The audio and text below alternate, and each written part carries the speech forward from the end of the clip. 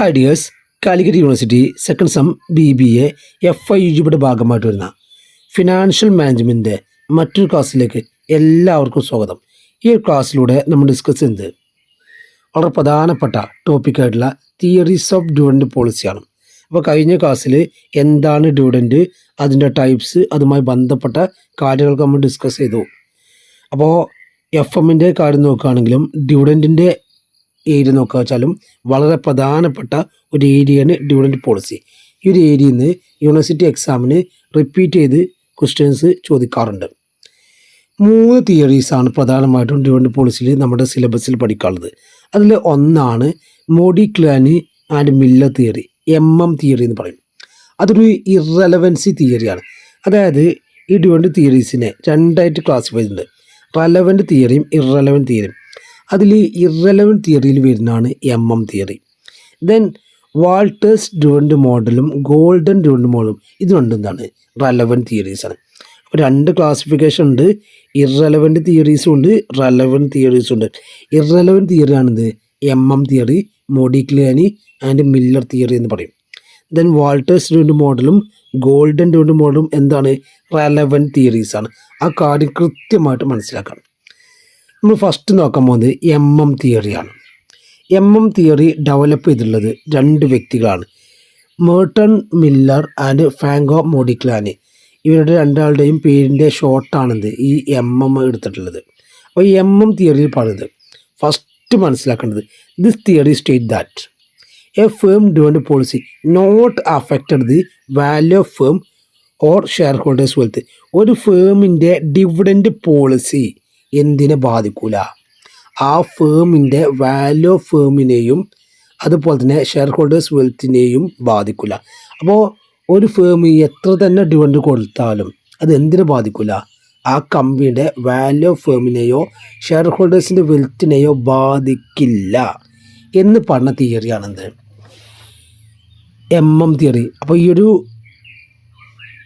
Sentence കൃത്യമായിട്ട് പഠിക്കുക. This theory state that a firm dividend policy not affect the value of firm or share holders wealth. Dividend policy is irrelevant. ഇവിടെ എന്താണ് dividend policy irrelevant ആണ്. അപ്പോൾ ഇതേ theory നമ്മൾ എവിടെയും പഠിച്ചിട്ടുണ്ട്, ക്യാപിറ്റൽ സ്ട്രക്ചറിലും പഠിച്ചിട്ടുണ്ട്. അവിടെ എന്താ പറഞ്ഞത്? ക്യാപിറ്റൽ സ്ട്രക്ചറിലെ പ്രൊപ്പോർഷൻ ഓഫ് ഡെപ്റ്റും ഇക്വിറ്റിയും എന്തിനെ ബാധിക്കില്ല? വാല്യൂ ഓഫ് ഫേമിനെ ബാധിക്കില്ലമാണ്. ഇവിടെ എന്താ പറഞ്ഞത്?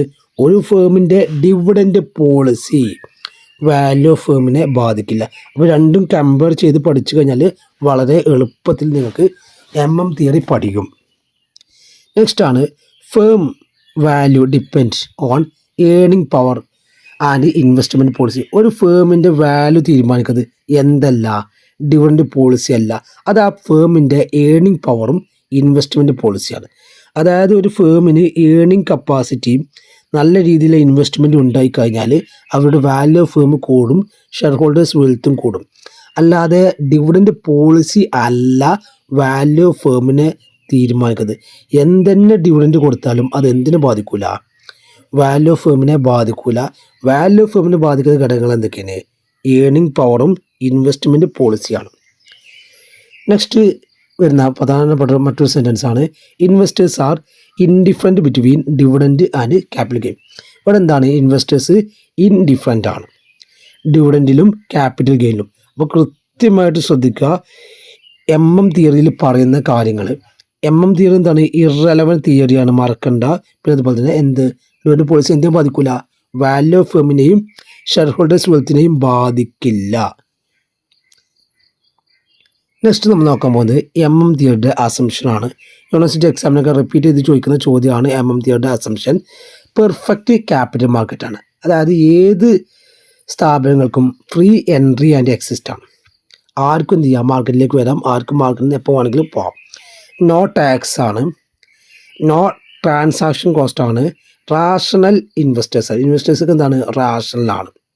ദെൻ നോ അൺസർട്ടിനിറ്റി ആണ്. ഇവിടെ അൺസർട്ടിനിറ്റീസ് ഒന്നുമില്ല. ഇൻവെസ്റ്റ്മെൻറ്റ് പോളിസി ഈസ് ഫിക്സഡ് ആണ്. ഫേമിൻ്റെ ഇൻവെസ്റ്റ്മെൻറ്റ് പോളിസി എന്തായിരിക്കണം? ഫിക്സഡ് ആയിരിക്കണം. അപ്പോൾ ഓരോ അസംഷനും കൃത്യമായിട്ട് പഠിക്കാം. പെർഫെക്റ്റ് ക്യാപിറ്റൽ മാർക്കറ്റ് എന്ന് പറഞ്ഞാൽ ഏതൊരു ഫേമിനും മാർക്കറ്റിലേക്ക് വരാം. ടാക്സ് ഇല്ല എന്ന് പറഞ്ഞാൽ അവിടെ എന്തില്ല, കോർപ്പറേറ്റ് ടാക്സ് ഇല്ല. ട്രാൻസാക്ഷൻ കോസ്റ്റ് ഇല്ല എന്ന് പറഞ്ഞാൽ ട്രാൻസാക്ഷൻ കോസ്റ്റ് ഇല്ല. ഇൻവെസ്റ്റേഴ്സൊക്കെ ഒരേ രീതിയിലാണ് ചിന്തിക്കുന്നത്.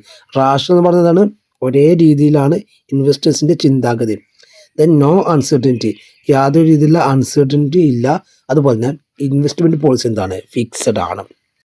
Next mathematical model of approach. അതിൻ്റെ ഇക്വേഷൻ വരുന്നത് ഇങ്ങനെയാണ്: P0 equal to D1 plus P1 divide by 1 plus K. ഇവിടെ P0 എന്ന് പറഞ്ഞാൽ കറണ്ട് മാർക്കറ്റ് പ്രൈസ് ആണ്. D1 എന്ന് പറഞ്ഞാൽ dividend at the end of the year ആണ്. P1 എന്ന് പറഞ്ഞാൽ price at the end of the year ആണ്. K എന്ന് പറഞ്ഞാൽ കോസ്റ്റ് ഓഫ് ഇക്വിറ്റി ആണ്. അപ്പോൾ കൃത്യമായിട്ട് മനസ്സിലാക്കുക എന്താണ് തിയറി, അതിൻ്റെ അസംഷൻസ്, അതിൻ്റെ മാത്തമാറ്റിക്കൽ മോഡൽ. നെക്സ്റ്റ് നമ്മൾ നോക്കാൻ പോകുന്ന ഡിവിഡൻഡ് തിയറിയാണ് Walter's dividend theory. Walter's model develop ചെയ്തത് ജെയിംസ് ഇ വാൾട്ടർ ആണ്. Developed by James E Walter ആണ്. ഇവിടെ പറയുന്നത് ഡിവിഡൻഡ് പോളിസി റെലവൻ്റ് ആണ്. ഈ ഒരു സെൻറ്റൻസാണ് നല്ലോണം ശ്രദ്ധിക്കേണ്ടത്. ഡിവിഡൻഡ് പോളിസി എന്താണ്, റെലവൻ്റ് ആണ്. അപ്പോൾ ഒരു ഫേമിൻ്റെ ഡിവിഡൻഡ് പോളിസി എന്തിനെ ബാധിക്കും, വാല്യൂ ഓഫ് ഫേമിനെ ബാധിക്കും. അപ്പോൾ റെലവൻ്റ് എന്ന് പറഞ്ഞാൽ ഡിവിഡൻഡ് പോളിസി വാല്യൂ ഓഫ് ഫേമിനെ ബാധിക്കും. ഇറലവൻ്റ് എന്ന് പറഞ്ഞാൽ ഡിവിഡൻഡ് പോളിസി വാല്യൂ ഓഫ് ഫേമിനെ ബാധിക്കില്ല. അപ്പോൾ ഇവിടെ ശ്രദ്ധിക്കുക, firm value depend on relation between R and K. R എന്ന് പറയുന്നത് എന്താണ്, റിട്ടേൺ ഓൺ ഇൻവെസ്റ്റ്മെൻറ്റും, K എന്ന് പറയുന്നത് എന്താണ്, കോസ്റ്റ് ഓഫ് ക്യാപിറ്റലും. അതായത് ഒരു ഫേമിൻ്റെ വാല്യൂ ഓഫ് ഫേം ഡിപ്പെൻഡ് ചെയ്യുന്നത് എന്താണ്, ആറും കെയും ആണ്. റിട്ടേണും അതുപോലെ തന്നെ എന്തുമാണ്, കോസ്റ്റ് ഓഫ് ക്യാപിറ്റലും ആണ്. നമ്മൾ വാൾട്ടേഴ്സ് മോഡലിൻ്റെ അസംഷൻസ് നോക്കാം. All financing through retained earnings. ഇവിടെ എല്ലാ ഫിനാൻസിങ് ചെയ്യുന്നത് എന്തിലൂടെയാണ്, റിട്ടേൺഡ് ഏർണിങ്സ്, ഇൻറ്റേർണൽ ഫിനാൻസ് ആയിട്ടുള്ള retained earnings. No extra financing. Walter's മോഡലിൽ എന്തില്ല, എക്സ്റ്റേണൽ ഫിനാൻസിങ് ഇല്ല. കോൺസ്റ്റൻ്റ് ആണ്. ആറും കെയും എന്താണ്, റിട്ടേണും കോസ്റ്റ് ഓഫ് ഇക്വിറ്റിയും കോൺസ്റ്റൻ്റ് ആണ്. Infinity life of firm. ഫേമിന് ഇവിടെ ഇൻഫിനിറ്റ് ആണ്, കാലാവധി ഇൻഫിനിറ്റ് ആണ്. No tax. ഓരോ അസംഷനും കൃത്യമായിട്ട് മനസ്സിലാക്കുക. Walter's model. അപ്പോൾ നമുക്ക് എങ്ങനെ ഇതിന് ഒരുപാട് സെൻറ്റൻസ് നമുക്ക് എഴുതാം. അപ്പോൾ ഞാൻ വളരെ കുറഞ്ഞ കണ്ടൻറ്റ് ഇവിടെ കൊടുത്തിട്ടുള്ളൂ. നിങ്ങൾ എഴുതേണ്ടത് ഇത്രേ ഉള്ളൂ. ഒരു ഫേമിൻ്റെ ഡിവിഡൻഡ് പോളിസിനെ എന്ത് ബാധിക്കും, വാൾട്ടേഴ്സ് മോഡൽ ബാധിക്കും. അഫക്റ്റഡ് ദി ഡിവിഡൻഡ് പോളിസി എന്നാണ്. തിയറിയോ നോട്ട് അഫക്റ്റഡ് ദി ഡിവിഡൻഡ് പോളിസിയാണ്. അപ്പോൾ വാല്യൂ ഓഫ് ഫേമിനെ നെക്സ്റ്റ് വരുന്നത് വാൾട്ടേഴ്സ് മോഡലിൻ്റെ ഡിസിഷൻ റൂളാണ്. വാൾട്ടേഴ്സ് മോഡലിൽ ഏറ്റവും കൂടുതൽ പ്രാധാന്യം നൽകേണ്ടത് ഈ ഡിസിഷൻ റൂളിനാണ്. ഇത് കൃത്യമായിട്ട് പഠിച്ചേക്കാം. ഇവിടെ ഒന്നാമത്തെ റൂള് പറയുന്നത് if R greater than K. R എന്ന് പറഞ്ഞാൽ റിട്ടേൺഡ് ഏർണിങ്സ്, K എന്ന് പറഞ്ഞാൽ cost of equity. R greater than K ആണെങ്കിൽ ഗ്രോത്ത് ഫേമാണ്. ഗ്രോത്ത് ഫേമിൻ്റെ കേസിൽ പേ ഔട്ട് റേഷ്യോ ഇവിടെ 0 ആയിരിക്കും. അതായത് ഡിവിഡൻഡ് കൊടുക്കുന്നത് 0 ആയിരിക്കും.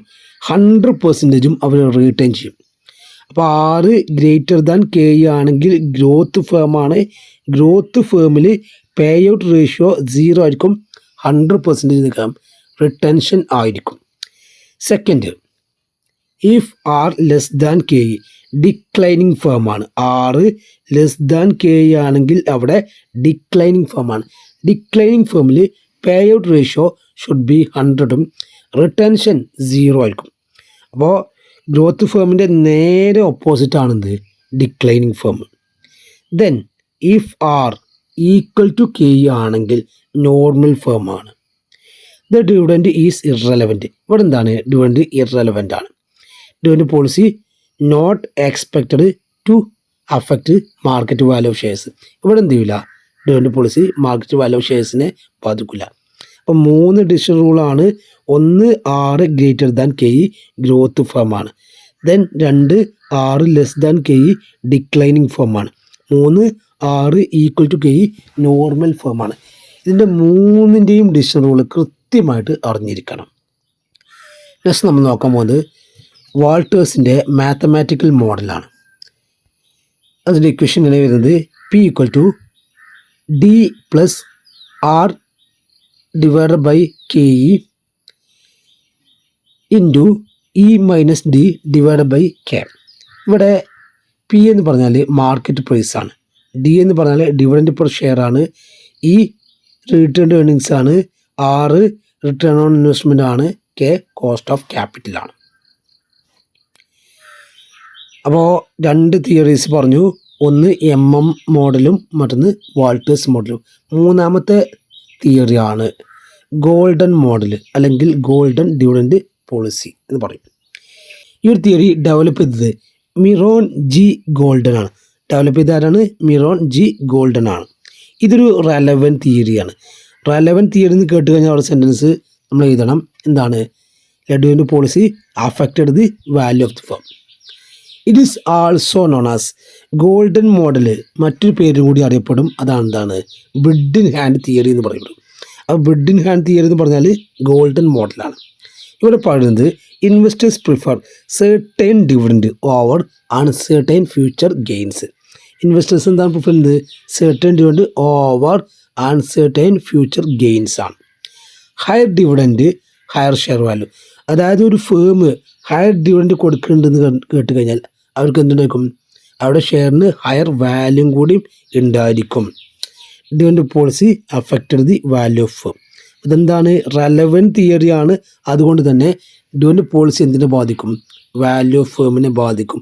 അതായത് ഈ ഒരു കമ്പനി ചെന്ന് കഴിഞ്ഞാൽ പറയുകയാണ് അല്ലേ, അവർക്ക് നല്ല ഷെയർ വാല്യൂ ഉണ്ട്. അപ്പോൾ എന്ത് ചെയ്യും? അവിടെ ഡിവിഡൻഡ് പോളിസി അവിടെ വാല്യൂ ഓഫ് ഫേമിനെ ബാധിക്കും. നമുക്കറിയാം ഹൈലി റെപ്യൂട്ടഡ് ആയിട്ട് കമ്പനികളൊക്കെ അല്ലേ, ഹൈലി റെപ്യൂട്ടഡ് ആയിട്ട് കമ്പനികൾക്ക് ഡിവിഡൻഡ് എന്തുണ്ടായിരിക്കും? വാല്യൂ ഉണ്ടായിരിക്കും. അങ്ങനെ അവരുടെ ഷെയർ വാല്യൂ കൂടും. അതാണ് ഇവിടെ മനസ്സിലാക്കേണ്ടത്. നെക്സ്റ്റ് നമ്മൾ നോക്കാൻ പോകുന്നത് അസംഷനാണ്. ഗോൾഡൻ മോഡലിൻ്റെ അസംഷനാണ് കോൺസ്റ്റൻറ്റ് ഗ്രോത്ത് റേറ്റ് ആണ്.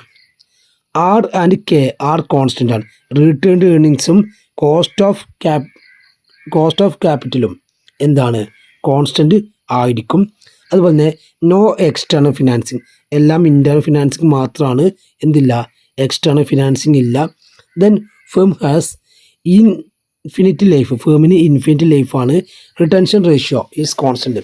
ഫേമിൻ്റെ റിട്ടൻഷൻ റേഷ്യോ കോൺസ്റ്റൻ്റ് ആണ്. അപ്പോൾ അസംഷൻ നല്ലവണ്ണം പ്രാധാന്യം കൊടുക്കണം. 3 തിയറിൻ്റെയും അസംഷൻ പഠിക്കണം.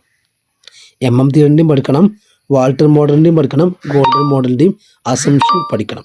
നെക്സ്റ്റ് നമ്മൾ നോക്കാൻ പോകുന്നത് ഗോൾഡൻ മോഡലിൻ്റെ മാത്തമാറ്റിക്കൽ മോഡലാണ്.